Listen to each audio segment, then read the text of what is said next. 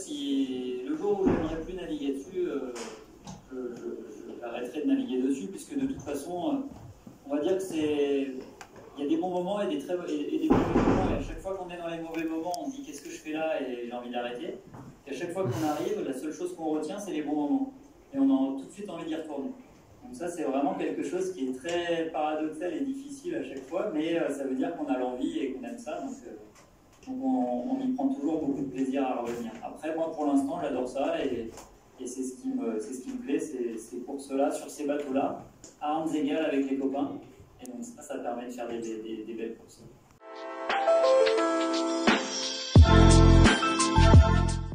Alors, j'ai fait une très grande course il y a 2 ans, il y a 3 ans maintenant, c'était en 2017-2018, c'était la Volvo Ocean Race. Alors c'est un nom un peu barbare, mais cette Volvo Ocean Race, c'était un tour du monde en équipage avec 11 étapes. On était parti d'Espagne et on était parti, on avait traversé l'Atlantique jusqu'en Afrique du Sud, après on était allé en Australie, après on était remonté en Chine, redescendu en Nouvelle-Zélande, après on est allé au Brésil, après du Brésil on est monté aux États-Unis, après on avait traversé l'Atlantique pour aller à Cardiff, et puis ensuite on était allé en Suède, à Göteborg, et puis après on était redescendu, on avait fini aux Pays-Bas, à La Hague, et ça avait duré 9 mois la course, il y avait 11 étapes, et par contre c'était des très gros bateaux qui faisaient 22 mètres de long, on était 10 à bord à chaque fois pour manœuvrer les bateaux. Et donc moi j'ai fait toute cette course-là avec un projet franco-chinois. C'était un équipage, c'était un projet chinois avec quelques Français à bord. Et moi j'ai eu la chance de faire partie de cette belle aventure et de naviguer sur quelques étapes.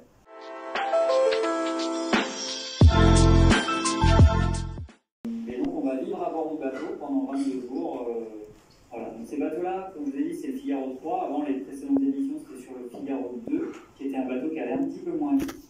Donc avec ce nouveau bateau qui va un petit peu plus vite, on peut espérer aller un peu plus vite et donc gagner quelques jours et potentiellement peut-être, on peut mettre entre 17 jours et 22 jours, ça va dépendre vraiment que de la météo, parce qu'on n'a pas de moteur à bord. Et donc ce moteur, on a un moteur à bord pour uniquement sortir du port et rentrer au port.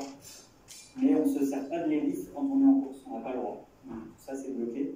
Donc, ce qui fait qu'au final, il n'y a que le vent qui va nous aider à parcourir le trajet qu'on doit réaliser en course. Et donc, voilà, le temps de course va dépendre vraiment des conditions météorologiques qu'on va rencontrer.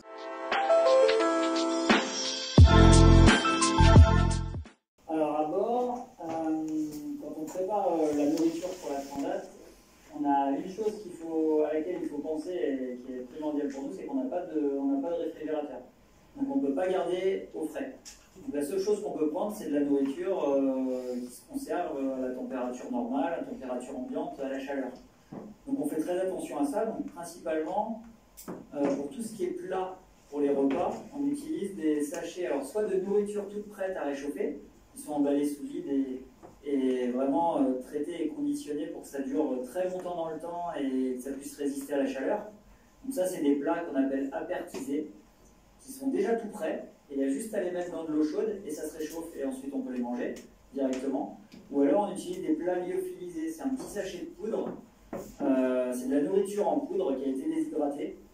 On a juste à remettre de l'eau bouillante dedans, et en mélangeant, au bout d'un quart d'heure, 20 minutes, ça devient un plat à manger. Donc là, on a pas mal de recettes, il y a eu beaucoup de travail de fait depuis des années là-dessus.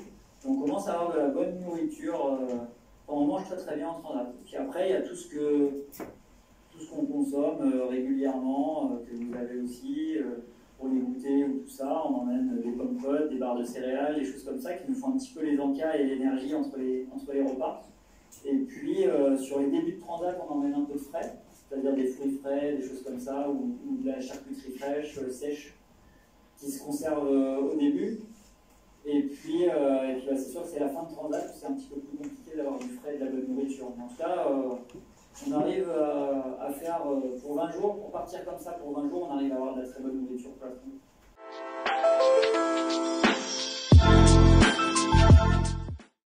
Quand on navigue, les animaux marins qu'on voit le plus souvent, on voit beaucoup de dauphins. Ça, c'est vraiment quelque chose qu'on voit très souvent parce qu'ils aiment beaucoup venir jouer avec le bateau, jouer dans les écoulements du bateau.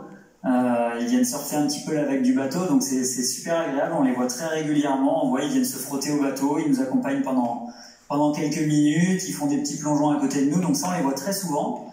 Ce qu'on voit aussi régulièrement, ça arrive souvent de voir des baleines aussi, mais ça c'est vraiment des choses, des animaux qu'on aime moins voir parce qu'ils sont très gros et très lourds, et il ne faut pas qu'ils viennent trop près de nous, en tout cas qu'on aille trop près d'eux non plus. Donc c'est parfois difficile de les voir, mais quand on les voit, c'est vrai qu'on est à la fois on est très content et à la fois on a un peu peur. Parce qu'ils sont quasiment 10 fois plus lourds que notre bateau et ils peuvent être 3 à 4 fois plus longs que nous. Donc c'est vraiment des gros animaux on les aime bien mais de loin. Et puis après on voit des tortues des fois. Ça arrive relativement souvent quand on fait des transatlantiques comme ça. Dès que l'eau devient un peu plus chaude, passer les Canaries, on voit pas mal de tortues en mer. Et puis au-delà des poissons ou mammifères marins, on voit aussi pas mal d'oiseaux. Relativement proches des côtes qui sont. Alors parfois quand on est un peu loin des côtes, on voit des oiseaux qui essayent de venir se poser sur notre bateau parce qu'ils sont souvent fatigués. Quand ils sont loin des côtes, c'est qu'ils se sont un peu perdus, ou alors ils ont été transportés par un gros cargo et à un moment ils se sont envolés et du coup ils savent plus où aller. Donc bien souvent on recueille des petits oiseaux dans nos bateaux et des fois ils restent plusieurs jours avec nous à bord. Et puis un autre animal qu'on voit très souvent, et ça c'est plus pareil dans les eaux chaudes, c'est des poissons volants. Alors ça existe. Je ne sais pas si vous en avez déjà vu dans les livres ou déjà vu des photos. Les poissons volants, c'est comme un maquereau. Donc c'est pas très grand, hein, c'est un petit peu, ça fait 20-25 cm. Il y en a des petits. Et c'est des maquereaux avec des ailes. Donc c'est vraiment des poissons qui sortent de l'eau, qui vont voler pendant des dizaines de mètres à la surface de l'eau et qui vont replonger. Alors eux, c'est pas de chance pour eux parce que pourquoi ils volent? Ils volent pour éviter que les poissons en dessous viennent les manger. Mais du coup, quand ils volent, c'est les oiseaux qui viennent essayer de les manger. Alors du coup, c'est pas très pratique pour eux. Ah oui. Ah oui, quand même.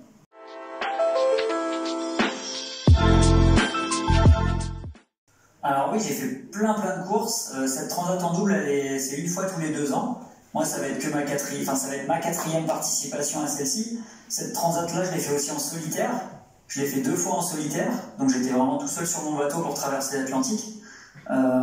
Sur ces Figaro-là.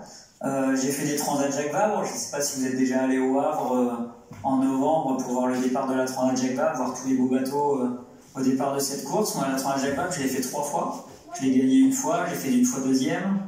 C'est une course que j'ai aussi beaucoup fait. Il n'y a pas longtemps, j'ai fait un tour du monde en équipage, où là on était sur un gros bateau de 22 mètres avec 11 étapes pendant 9 mois. On a fait tout le tour du monde. Donc là on était 10 à bord du bateau pour le manœuvrer. J'étais pas tout seul ou à deux, on était vraiment 10 personnes à manœuvrer le bateau. Et donc ça c'est une course que j'ai faite il y a 2 ans. J'ai fait beaucoup de fois la solitaire du Figaro aussi, c'est une course en solitaire qui a lieu tous les ans, qui est aussi une course majeure, enfin c'est la plus grande course de notre circuit de nos bateaux Figaro. C'est une course que je fais souvent. Donc oui, je fais plein de courses, que ce soit en solitaire, en double, en équipage, avec des amateurs, avec des professionnels. Enfin, je fais vraiment beaucoup de supports différents, beaucoup de courses différentes.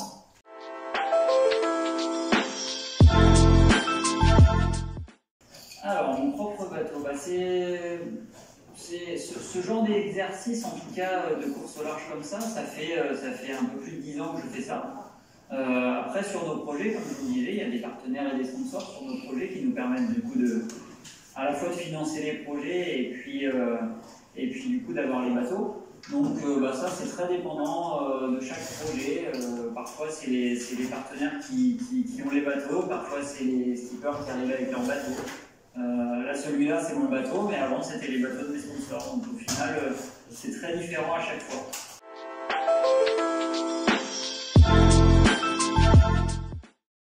Et ça vous montre un petit peu le bateau. Donc ça c'est pour vous présenter un petit peu le bateau.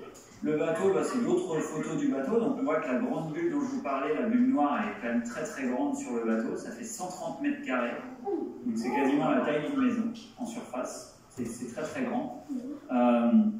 Ce bateau, il fait 10 mètres de long à peu près. Il fait à peu près 3 mètres 40 de large. Et l'ensemble du bateau, ça fait à peu près 3 tonnes.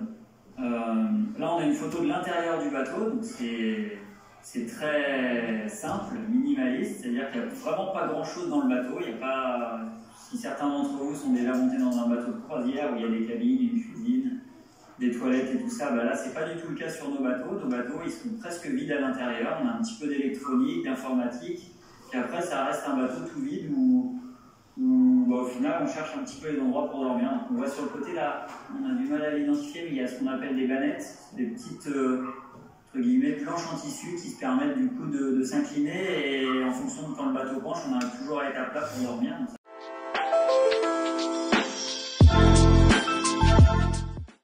Donc, chaque bateau a des couleurs différentes. Le mien est bleu avec une grosse bulle devant. Vous voyez la voile noire devant, ça c'est un SPI. Ce SPI-là est noir. Et dessus, il y a des écritures parce que c'est le nom de mes sponsors. Donc les gens qui financent mon projet, les entreprises qui financent mon projet, les partenaires qui financent mon projet, qui nous permettent du coup d'engager un bateau aux couleurs, à leur couleur, sur un circuit de course qui s'appelle le circuit Figaro.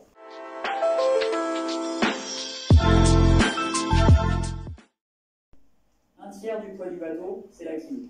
Ça fait 1 tonne la quille. Et l'ensemble du bateau fait 3 tonnes. Donc c'est quelque chose d'important qu'il faut prendre en compte quand on navigue, puisque quand on passe dans des endroits où il n'y a pas beaucoup de fond, où il y a des cailloux, et bien cette quille elle descend à 2,50 m sous le bateau. Donc si on a oublié qu'on avait cette quille-là, on peut taper dans les cailloux. Il faut faire très attention, on ne peut pas venir trop près du bord avec nos bateaux. Là il y a un petit résumé, mais ce document-là je vous le fournirai, comme ça vous aurez un petit support avant d'aborder la transat. Mais le bateau il fait à peu près 10 mètres de long, 3,50 m de large pour à peu près 3 tonnes. Et il y a une particularité sur ces bateaux-là qu'on ne voit pas sur beaucoup de bateaux, c'est ces planches blanches courbes là qu'on a sur les côtés. Il y en a une de chaque côté. Et ça s'appelle un foil. Ce foil, c'est un peu comme une aile d'avion, ça aide avec la vitesse à soulever, à soulager le bateau.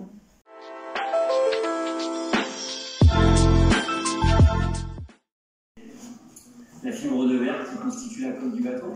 Donc ce genre de choses, on apprend toutes les petites choses qui seront susceptibles de casser ou sur lesquelles on peut avoir une avarie. Et ben nous on travaille pour être capable de le faire soi-même, parce qu'après sur l'eau on est tout seul ou à deux, donc on est livré à nous-mêmes pour réparer. Donc tout ça on le travaille bien avant pour limiter au maximum les casses, et quand elles arrivent être capable de les réparer et d'intervenir. Il ne faut pas que la moindre petite casse nous cause un abandon.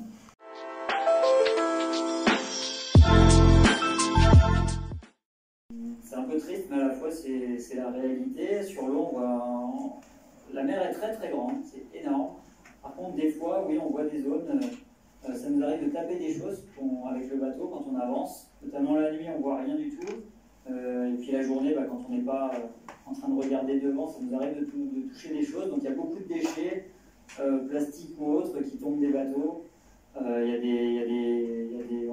On rencontre des marchandises qui sont tombées des cargos, on rencontre plein de choses pas très agréables qui peuvent... Nous, c'est notre vraie hantise parce que c'est la seule chose qu'on maîtrise vraiment pas quand on fait des courses, c'est de taper quelque chose. Donc là-dessus, avec notre bateau, si on tape une grosse bille de bois ou un conteneur entre deux eaux, ou ce genre de choses qui sont... on peut voir fréquemment dans l'eau. C'est sûr que pour nous, ça peut être une casse très importante sur le bateau. Et donc un abandon probable. Donc oui, on voit beaucoup de mauvaises choses, et c'est pour ça qu'il faut prendre des bonnes habitudes pour éviter de jeter un maximum, de jeter des choses aux bons endroits, c'est-à-dire dans les poubelles et au recyclage, puisque effectivement sinon ça finit dans la mer, et après c'est les animaux qui les mangent ou les bateaux qui les tapent. Et ça, c'est pas drôle.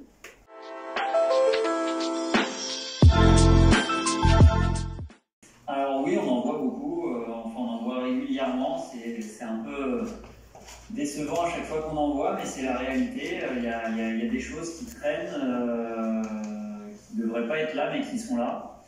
Et c'est un peu notre plus grosse hantise, parce que c'est la seule chose qu'on ne maîtrise pas. C'est ce qu'il y a dans l'eau qui ne devrait pas être dans l'eau, mais qui est quand même présent. Donc ça peut être des cargaisons de bois qui sont tombées d'un bateau, ça peut être potentiellement des containers, mais ça, vous ne pouvez pas en rencontrer, mais ça tombe aussi c'est beaucoup de choses qui sont tombées des bateaux ou qui proviennent de la terre. Mais bien souvent, c'est des choses qui proviennent qui sont tombées des bateaux.